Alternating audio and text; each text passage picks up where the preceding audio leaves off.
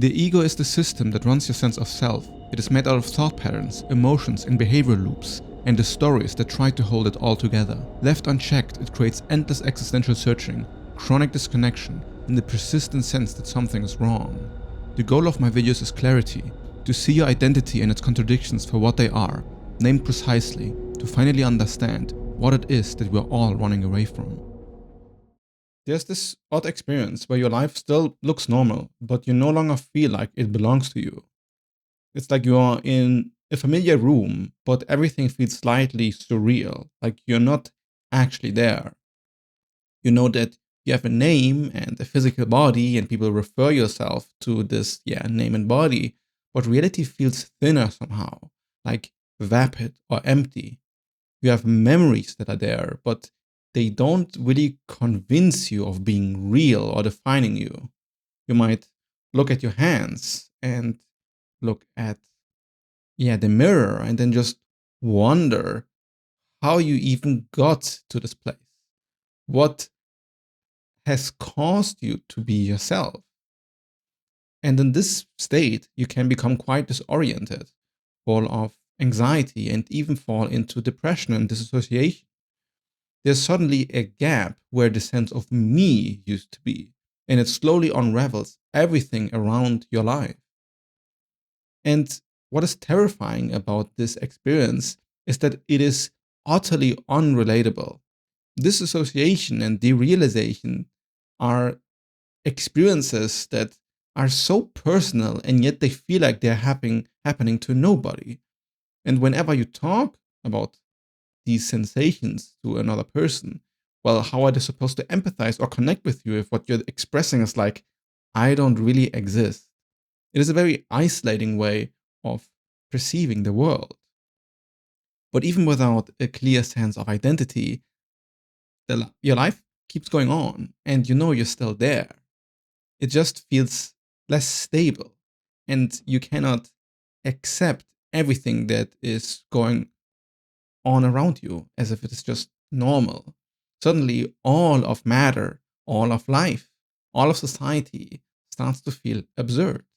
Now, I do think it is important to not just label things pathologically. Just, say, oh, you have depersonalization. Oh, this is just anxiety. Oh, this is just depression. And the same is true for spiritual awakening. There is an awakening aspect to these states of being, where you start to wake up to the nature of what existence is, or to, what reality is. But calling it anything in particular often can be a sort of escape hatch. Like if you have depression, or if you are depersonalized, then you can still cling to the identity of somebody being depressed or being depersonalized. But this isn't really useful. There is a process of identity disaggregation where you actually do find yourself again. And you can find yourself even within this emptiness or lack of orientation. It's just a bit hard to believe when you're, in midst of it, because the sense of emptiness feels like objectively true and not just a thing of your perception. Sometimes there is a glimpse of your identity losing, but then you kind of feel in your own again. And this means that your ego is pretty stable, like your sense of identity is pretty solid. But there comes a point in almost anybody's life where you're getting hit by the truck of reality, and something that you were strongly identified with ceases to exist. This can be an intimate relationship, a career, a life purpose, a religious belief, or even a philosophical belief. And you didn't even notice how identified you were with this belief. It was just part of you. So when something like this breaks open, it's like a pillar of your entire identity structure breaks apart. And then from a purely biological, like brain activity sense, it makes total sense why suddenly life feels so disorienting, because the way the brain used to function suddenly doesn't work anymore.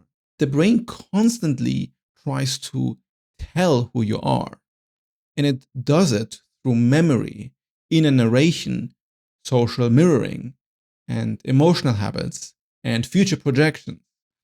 And there's this entire process going on that basically wants to validate your authentic identity.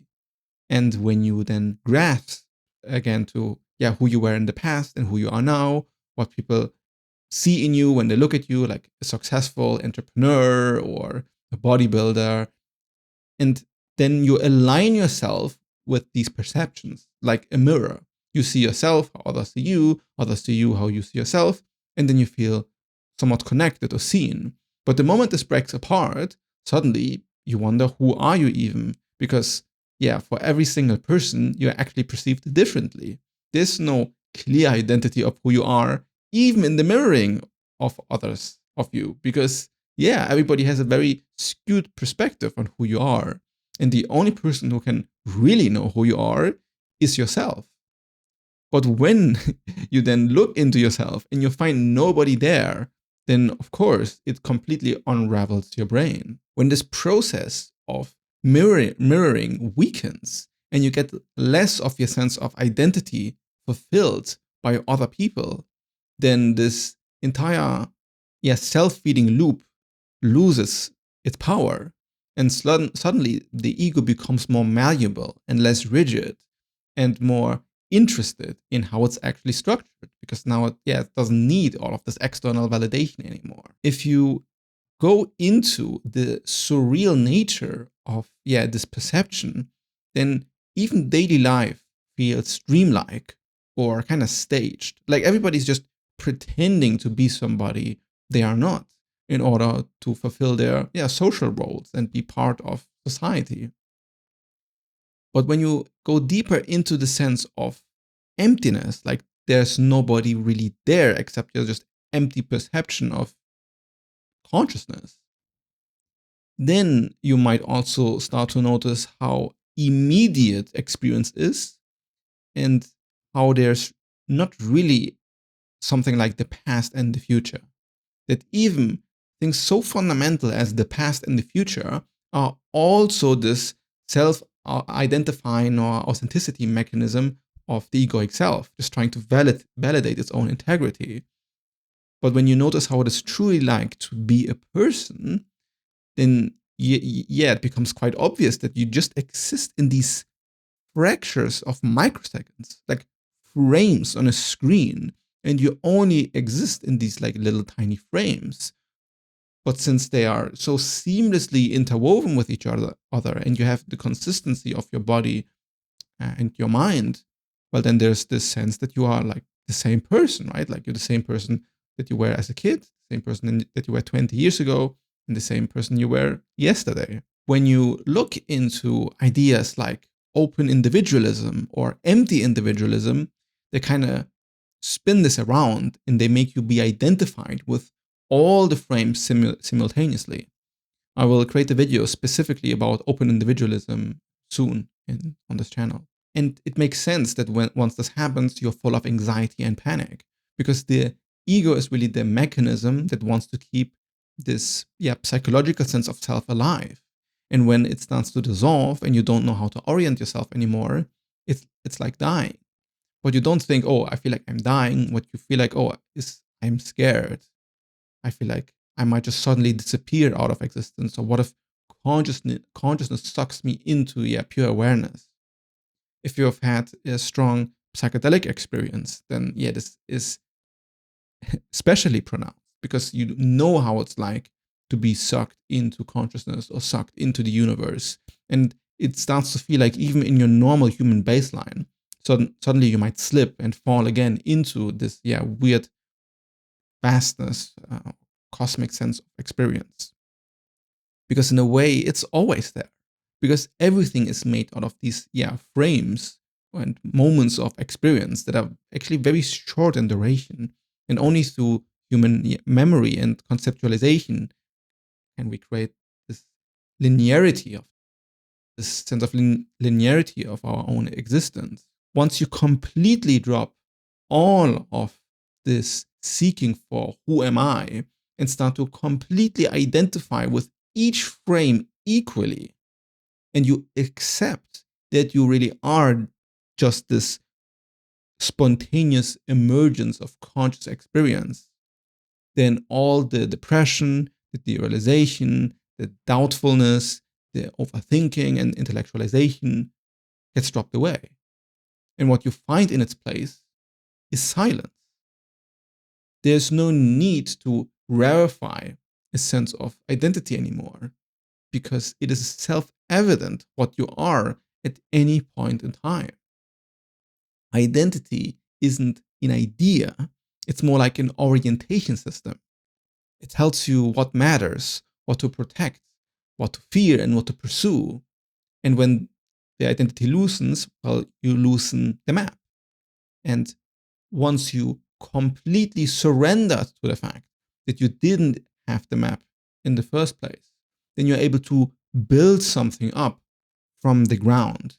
And it has way more solid ground because it is aligned with what is true and not some need for certain reflections from other people or to be seen in a certain way by others or to manipulate your own memories and confabulating stuff that hasn't actually happened this way just to make you feel okay and acceptable.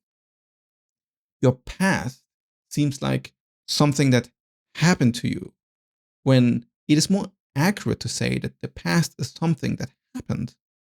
It is a state space of consciousness that was real, but is as real as any other state space of consciousness in this universe. There's not ultimately a difference between any space or state of experience. The difference is the content of the experience. Like, what do you see? Do you see an elephant? Are you playing a video game? Are you enjoying time with your loved ones? The content of experience changes, but the nature of identity doesn't, because everything is itself always. That's what identity is. It's a self-defining loop. And when you break out of the need to make it something else, like something that needs to be proven to other people, like you need to prove who you are to others, instead of just being content being it, when you can just be yourself and not have to kind of make it into a cosmical drama about the nature of reality or the purpose of existence, then you actually become way more based into reality. It's just, like a cat that is well fed and feels good and then lays down and starts to sleep and cleans itself and has fun exploring the world. But there's no need for this narrative anymore to find your own identity, because there's really nothing to find. You are already what you are. How have you lost yourself if you are the only thing you could possibly be? The ego was always a pretense. It was always pretending to be something you're not. So when you lose this aspect of yourself, then it's normal to be confused. It's actually good to be confused, because only if you're confused, you can actually find insights into, what lies beyond the confusion. If you never let yourself be confused, then how you figure out when you're wrong about something? How you're supposed to become what is underneath the confusion? I analyze people's state of dissolution in my ego architecture audit, where I, figure out what is the current architecture of somebody's identity, and then I challenge that and give them a verdict about, how developed their ego is. You can find the information in the link in the description. So the self is not a solid identity. It's a continuous process of trying to verify your own state in space-time through memory, emotion, social context, and this narration of being like a central character of importance. And once this narration around it starts to drop, because you see that it's kind of a fabrication of the mind, there are a lot of symptoms that, come to place. And I want you to know that most of these symptoms, as surreal as they might feel like, as much as they might feel like you've lost your mind forever, you can find a baseline of existence again where everything is quite peaceful. In fact, once you move through this process completely, it is way more peaceful than what it was before, because it is always the egoic identity that keeps us down and makes us feel pressured and makes us feel like life is a prison or a slog. But without it, every moment is perceived as perfect, because there's no real boundary that tries to convince you that you should be at the other side of that boundary. You're always where you're supposed to be because you're the conscious space moving through itself. Once you lose all sense of ordinary egoic identity, life becomes easy and life becomes like truly a game where you are free to be who you are.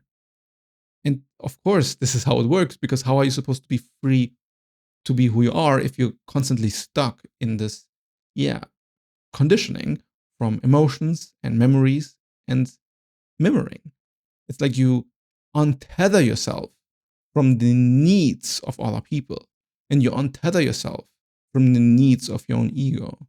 And only then you can move into a silent place of true satisfaction.